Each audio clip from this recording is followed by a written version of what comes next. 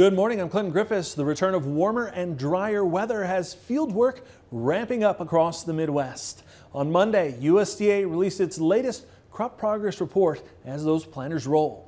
After a hit or miss week, weather-wise, USDA says 3% of the nation's corn crop is now planted. That's 1 point ahead of the 5-year average. Texas leads the way. It's now 59% planted, while in the I-states, Illinois is 2%. Iowa and Indiana are yet to start.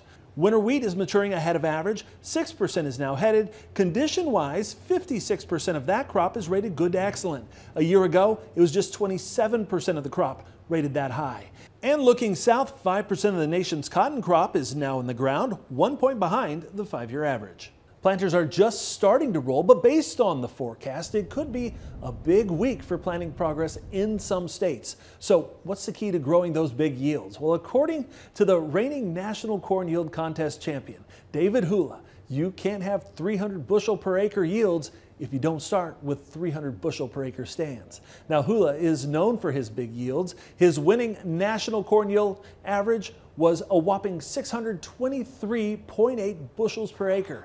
Now, we asked him, what's the secret to those big yields? And he says there's no magic bullet, but based on one of his trials last year, it can be something as simple as making sure your planter is set perfectly. That includes the closing wheel system being centered.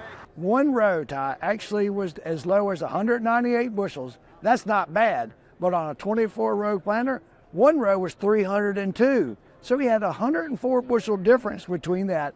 And, did one row get better weather? Absolutely not. The planter was not performing like it should. I was with Randy Dowdy, and as fast as he could walk from one row to the next, he figured out the problem. It was a closing wheel system, wasn't centered. So growers got to stop, check things out, but they got to start and knowing that it's set. Hula says many times farmers want to blame the weather. However, he's found sometimes it just falls back to small mistakes that can cause big losses in yield.